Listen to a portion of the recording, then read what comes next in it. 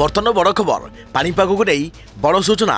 आज वर्षा 13 जिला को येलो वार्निंग सेपटे राज्य में जारी रही कालबैशाखी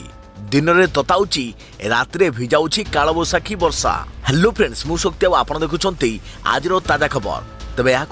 कौन रही डिटेल्स इनफर्मेशन आज वीडियो रे आपण माने जानि परिबे तेबे आपण माने जानिबा वीडियो को शेष पर्यंत देखंतु ता पूर्व ए वीडियो गोटे लाइक करंतु जदि पारुछंती आपनकर संग साथी मानको वीडियो को शेयर करनतु जदि फ्रेंड्स आपण माने हमर ए चैनल ले नुआ ही वीडियो देखुछंती पूर्व केबे भी हमर ए चैनल को सब्सक्राइब करनाती तेबे निहाती चैनल को सब्सक्राइब करे सहित पाखरे आस्तुवा बेल आइकन को बज रखतांतु तेबे तातुरु मिलिबा आसोस्ती आज 3 दिन जाए घड़घड़ी सह वर्षा होवार संभावना रही उत्तर और पश्चिम ओडिशा रे आज वर्षा हो पारे एने आंचलिक पाणीपाग विज्ञान केन्द्र पक्षर 13 जिला को येलो वार्निंग जारी कर सब जिला गुड़िक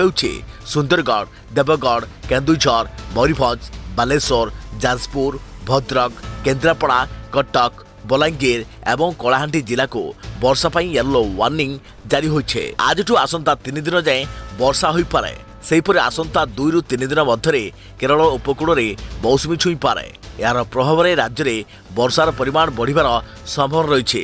तेबे असह्य ताती छटपट होता जनता को एवं सामान्य आश्वस्ति मिलियो बोली आशा कर जाउछे। ग्रीष्म प्रभाव कारण लोकों घर बाहर मुस्किल हो पड़ा जहाँपर पाणीपाग विभागर एही वर्षा आकलन समस्त आश्वस्तिदायक खबर हो पार बोली आशा कर तेज एथिला बर्तमान बड़ खबर पाणीपाग को नहीं बड़ सूचना आग को पाणीपाग को नहीं अधिक डिटेल्स इनफर्मेशन आम चैनल सहित जोड़ी रंतु। तो फ्रेंड्स पुणी देखा आगामी एक नवा वीडियो से पर्यंत मोर होची जय जगन्नाथ।